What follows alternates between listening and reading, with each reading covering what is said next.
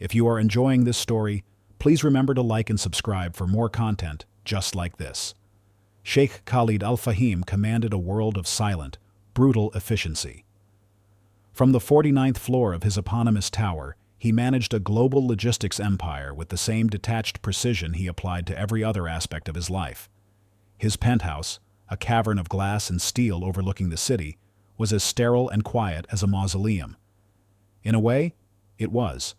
It had been a year since his wife, Amara, had been taken by a sudden illness, and in her place, a permanent, chilling silence had settled over his home and his heart.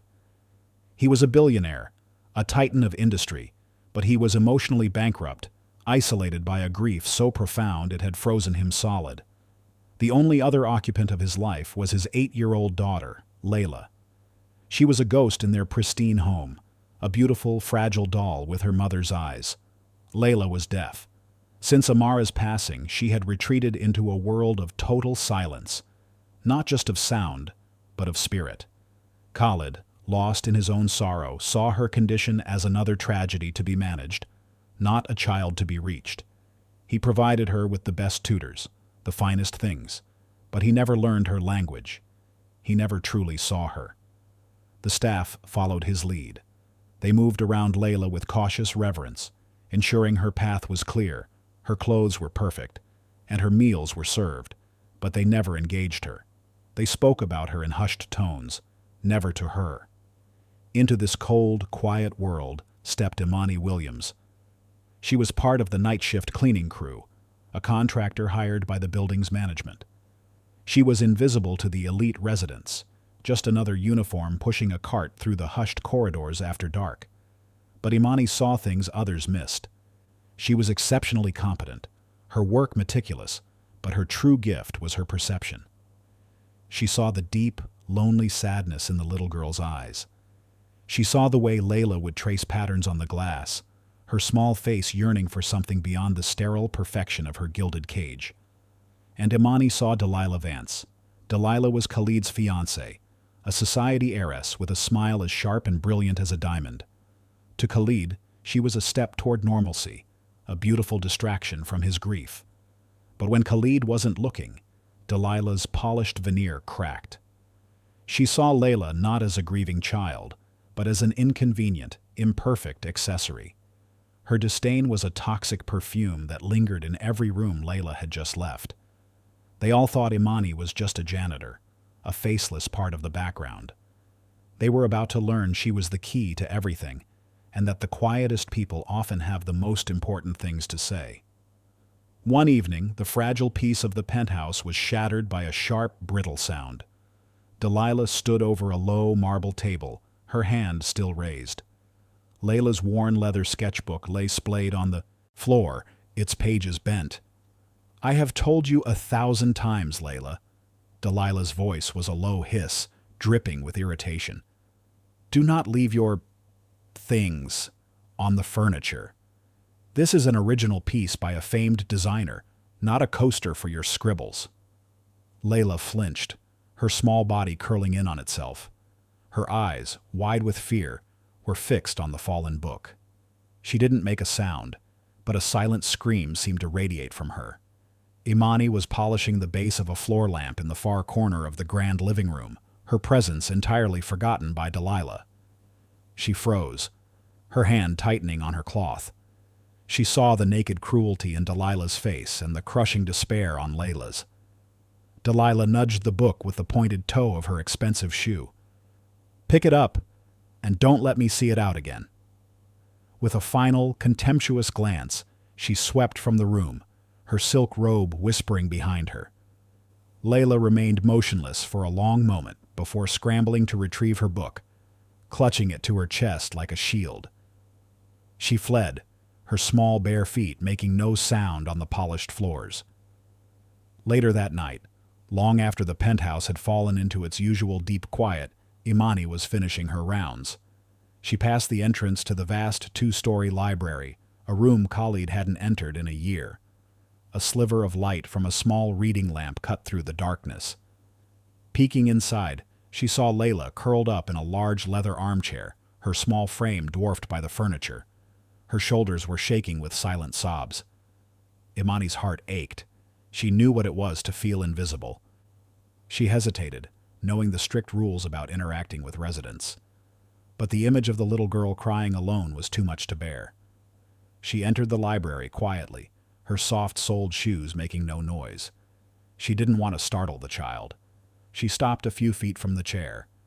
Layla hadn't noticed her. Imani took a gentle breath and raised her hands.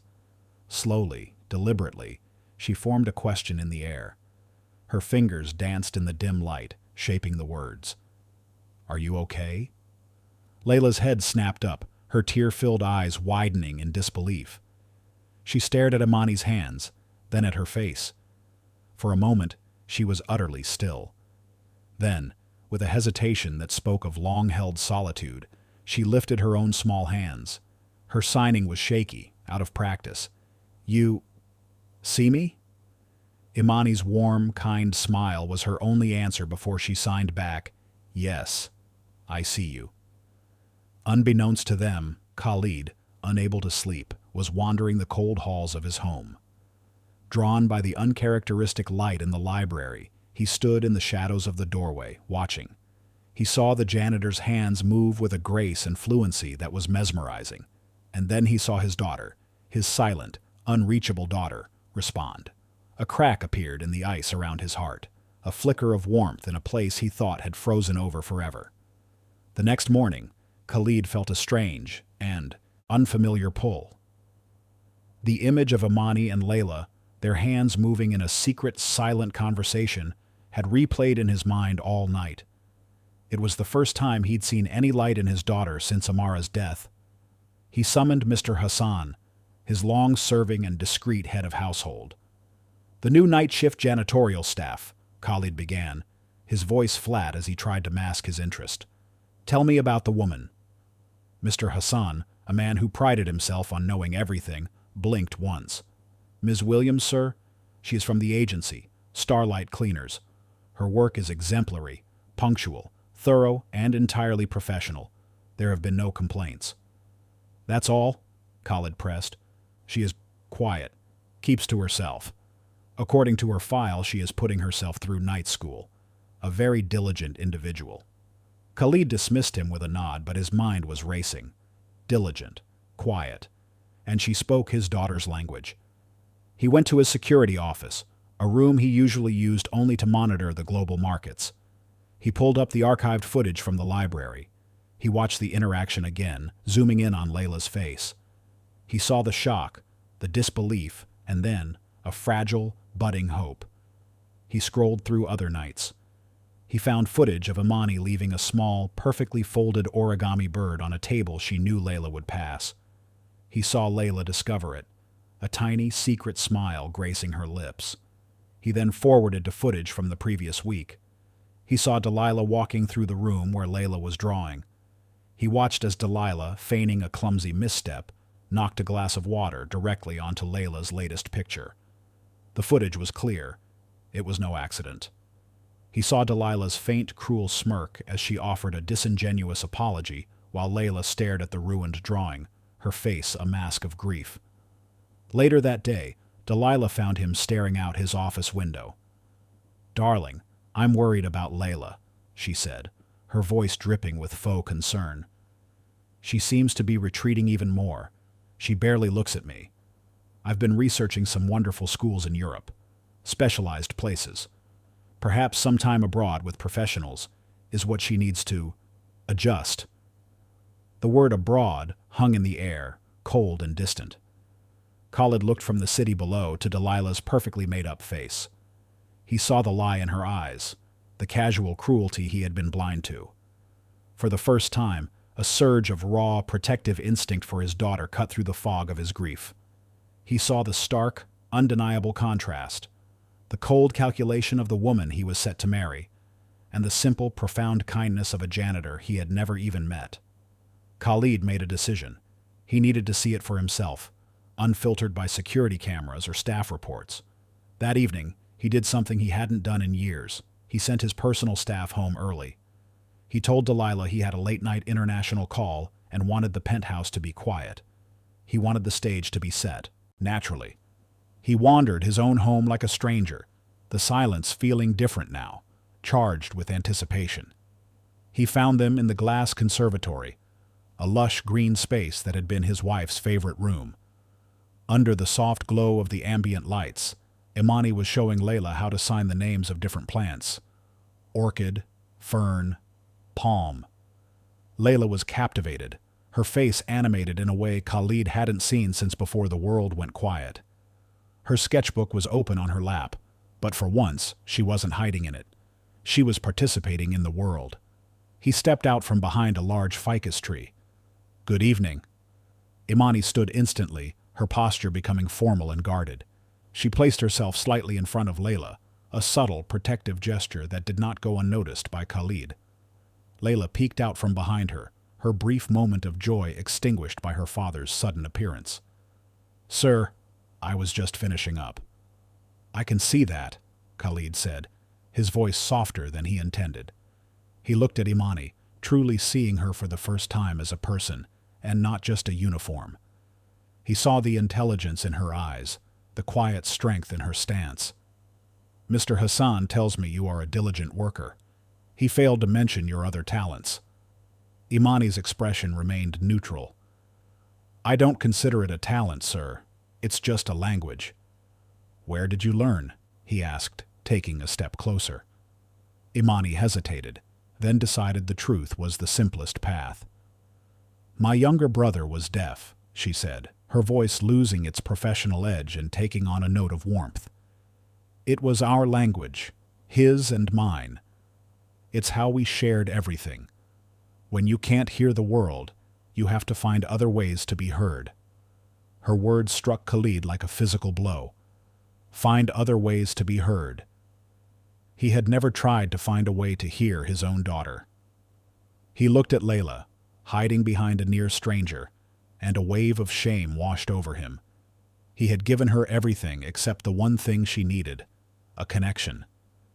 "Teach me," he said, the words feeling foreign on his tongue. Imani blinked, surprised. "Sir?" "Teach me something. Now." After a moment's pause, Imani nodded slowly. She raised her hands. "This is daughter," she signed, tapping her chin and then cradling her arm.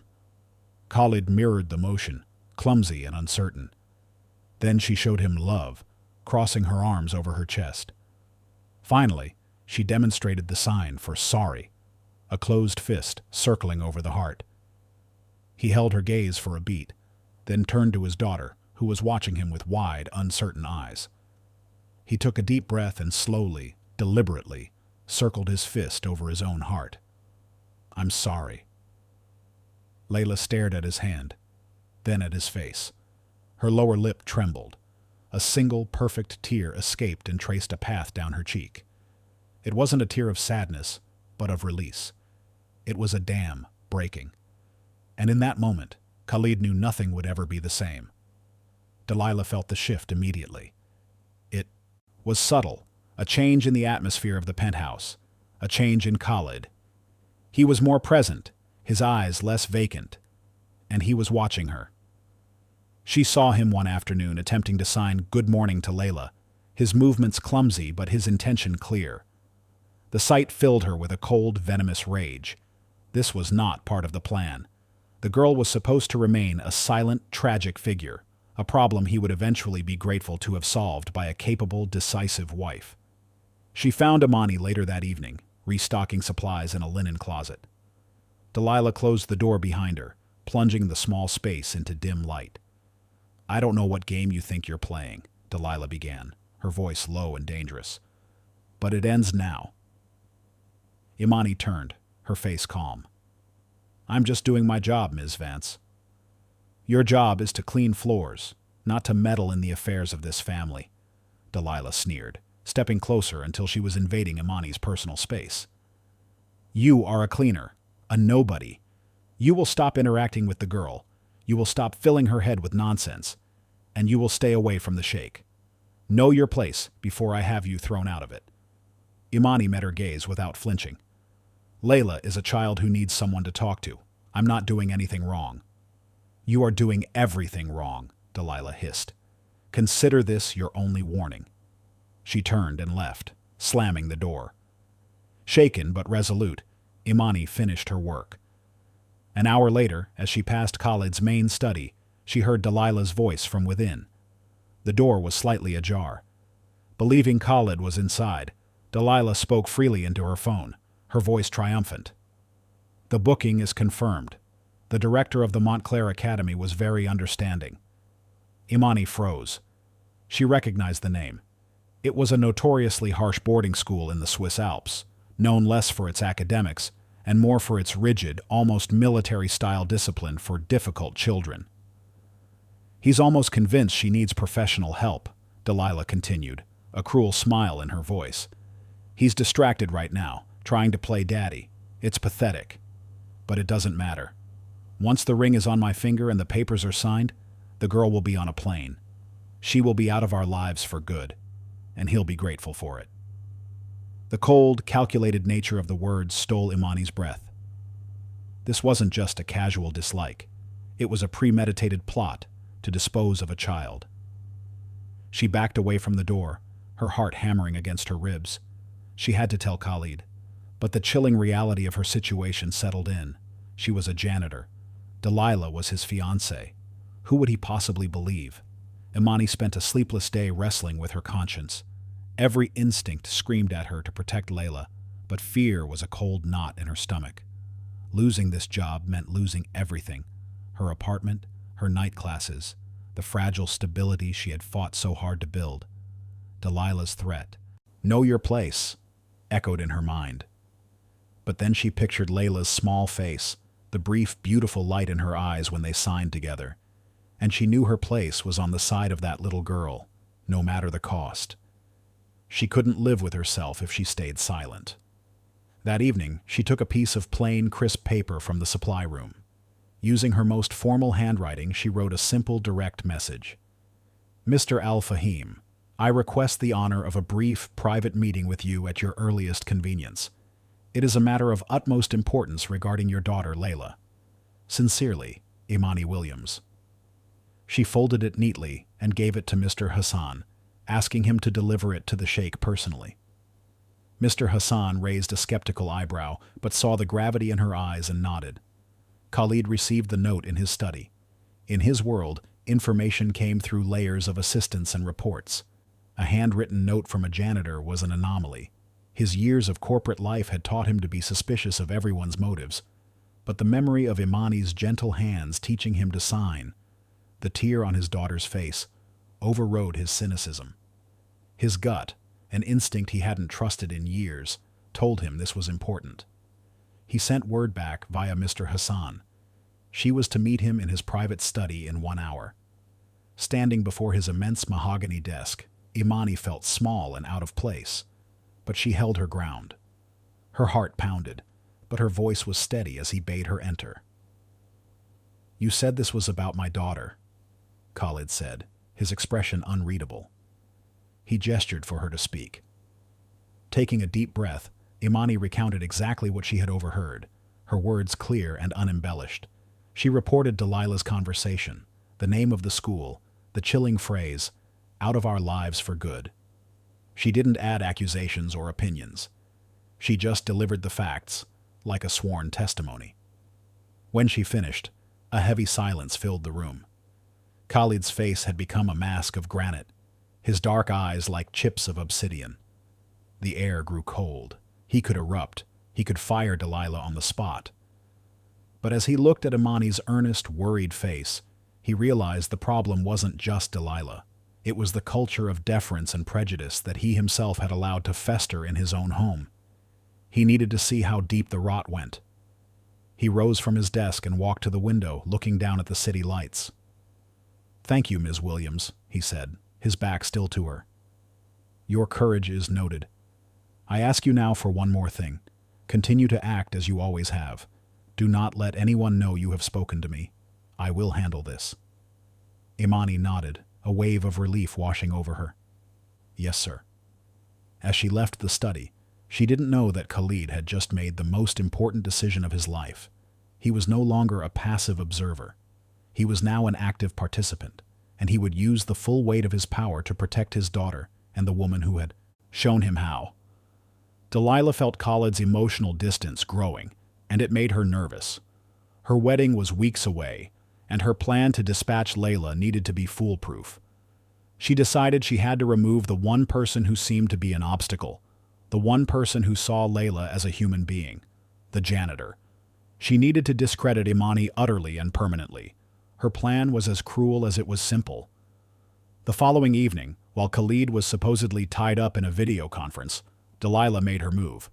She went to a display case in the formal living room which housed a small, priceless collection of imperial treasures. She carefully removed a Fabergé egg, a masterpiece of enamel and jewels that had been in Khalid's family for generations. She secreted it away in the back of her own vast walk-in closet. Then she took a gaudy, cheap rhinestone earring from her own jewelry box and walked down to the staff level. With a furtive glance down the empty hall, she slipped into the employee locker room and planted the fake jewel deep in the pocket of Imani's work coat. An hour later, she ran into the main security office on the ground floor, performing a masterful act of panic. "It's gone!" she cried, her voice trembling. "The azure bloom egg. It was a gift from my grandmother. It's been stolen." The security chief, a man named Peters who was always eager to please Khalid's fiancée, went into high alert. "Ms. Vance, are you certain?" "Of course I'm certain," she snapped. "Someone must have taken it. It must have been the staff. Check their belongings. Check all of them." The order was irregular, but Delilah's performance was convincing. A reluctant search began. When they reached Imani's locker, Delilah pointed. "Check her. I've had a bad feeling about her from the start." Peters opened the locker and felt inside the coat pocket. His fingers closed around the cheap rhinestone. He pulled it out. It glittered under the harsh fluorescent lights. Delilah gasped theatrically. "I knew it. The moment I saw her, I knew she was a thief. You simply can't trust these people." Imani, who had been summoned from her duties, stared in shock, her face paling. "That's not mine," she whispered. "I've never seen that before in my life." But it was her word against the evidence in her pocket and the future Mrs. Al-Fahim. Mr. Peters, flustered and wanting the problem to go away, made a swift decision. "Ms. Williams, you're suspended, effective immediately, pending a full investigation. Please collect your personal items and vacate the premises." From the top of the nearby stairs, hidden in the shadows, Layla watched the entire scene unfold. She saw the fake jewel. She saw Delilah's triumphant smirk. Her hands flew up, trying to sign frantically. "No! She's lying. Delilah is bad." But in the commotion, no one was looking at the silent little girl. All she could do was watch in horror as the only person who understood her was led away like a criminal. The Al-Fahim Foundation Charity Gala was the pinnacle of the city's social calendar. That evening, the grand ballroom of Khalid's flagship hotel was filled with the city's most powerful and influential figures. Delilah, at the center of it all, was radiant. Dressed in a shimmering gown, she played the part of the gracious, benevolent hostess to perfection. With Imani gone, and Khalid seemingly subdued and compliant, her victory felt absolute. She took the stage to give the keynote address. "True wealth," she began, her voice resonating through the hushed hall, "is not measured in assets, but in the strength of our family values, in our integrity, and in our commitment to protecting those we love." As the words left her lips, the grand double doors at the back of the ballroom swung open with a dramatic flourish. A collective gasp rippled through the crowd. Sheikh Khalid Al-Fahim strode into the room. His presence alone would have commanded attention, but it was his companions who stunned the audience into silence. On his right was Imani Williams, not in a janitor's uniform, but in a simple, breathtakingly elegant dark blue gown that highlighted her quiet dignity. On his left, holding Imani's hand tightly, was his daughter, Layla. Her face was not fearful or withdrawn, but resolute and brave. Delilah froze at the podium, her perfectly painted smile collapsing into a mask of pure fury and confusion. "Khalid, what is the meaning of this?" she demanded, her voice a harsh squawk over the microphone. "What is she doing here?" Khalid walked calmly to the stage, taking a different microphone from the stand. His voice was quiet, but carried an authority that silenced every whisper in the room. Delilah was just speaking of integrity, he said, his gaze fixed on her. Let's talk about that. He nodded to a technician. The massive screens behind the stage, which had been displaying the Foundation's logo, flickered to life. The first video was from a discreet camera in Delilah's dressing suite. It showed her, clear as day, hiding the Fabergé egg in a hatbox at the back of her closet. The next clip showed her entering the staff locker room, planting the fake jewel in Imani's coat. The crowd murmured, the sound growing into a low roar of shock. Delilah turned chalk white. That's been doctored, she stammered. It's a lie. A trick. Is it? Khalid's voice was ice. I've been watching for weeks, Delilah. Ever since I saw this. The screen changed again. Now it showed the footage from the library, the first time Imani had signed to Layla. It was followed by a quick succession of clips. Delilah spilling water on Layla's drawing, her sneering dismissal of the child, her cruel confrontation with Imani in the supply closet. The contrast was brutal, undeniable.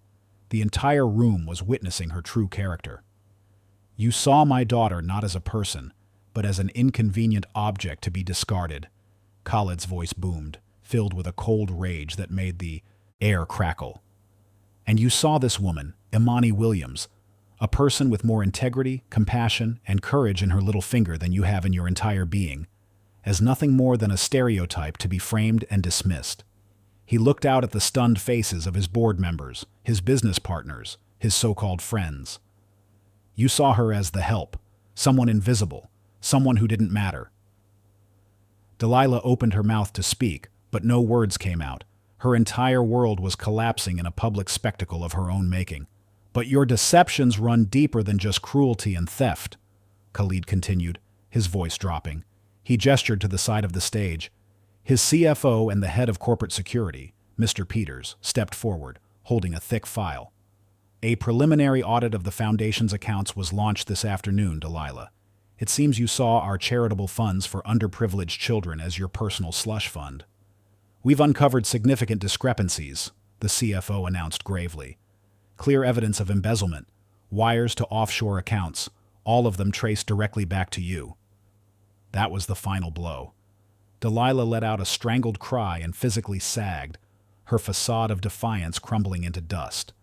At a subtle nod from Khalid, two uniformed police officers, who had been waiting discreetly at the back of the ballroom, walked purposefully down the aisle. The crowd parted for them as if they were lepers. Delilah stared at them in abject horror as they reached the stage. Her public humiliation was absolute and irreversible.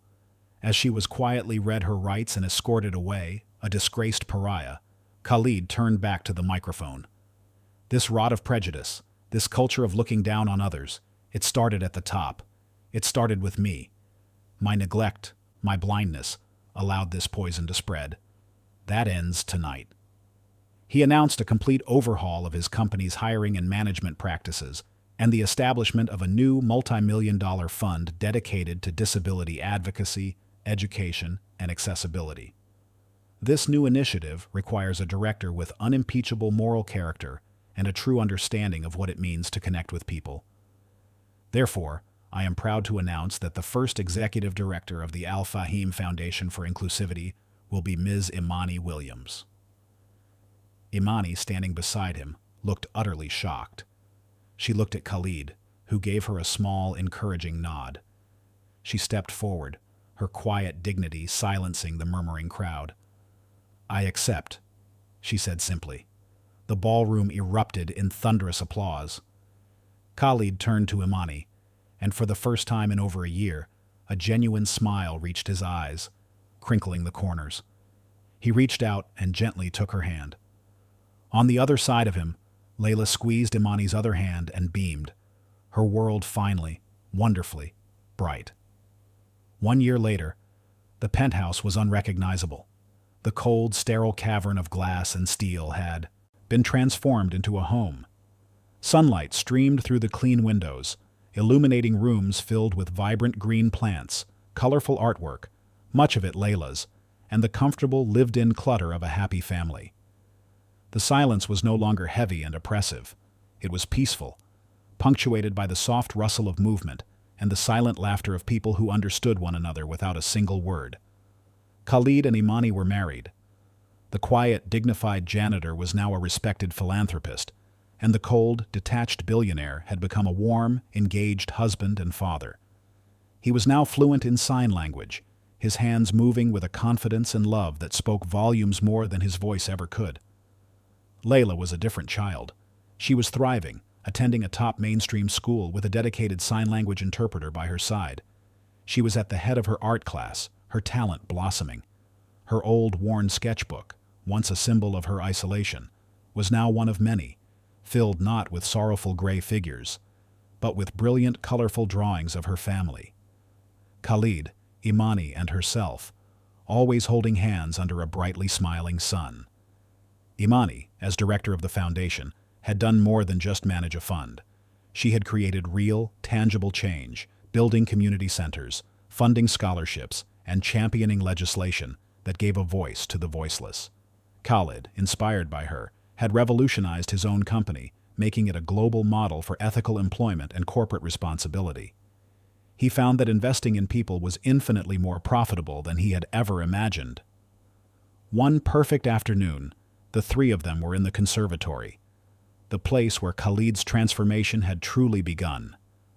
Layla proudly showed them her latest drawing, a detailed portrait of the three of them, their faces alight with joy. Khalid watched his daughter, his heart swelling with a love so powerful it almost hurt. He turned to his wife, his partner, the woman who had walked into the darkness of his life and single-handedly turned on all the lights. He raised his hands, his movements full of a deep, abiding gratitude. "You saved us," he signed. Imani smiled, her eyes shining. She reached out, gently touching his cheek, before lifting her own hands to respond. We saved each other. Their silent conversation was the most beautiful sound in the world. The story of Khalid, Imani, and Layla reminds us that a person's worth is not defined by their job title, their wealth, or their ability to speak, but by the content of their character and the compassion in their heart. True connection can be found in the most unexpected places, and sometimes the quietest actions can create the most profound change. What do you think is the most important quality in a person? Their power, their intelligence, or their kindness? Let us know in the comments below. For more stories that will touch your heart and inspire your soul, don't forget to like this video and subscribe to our channel.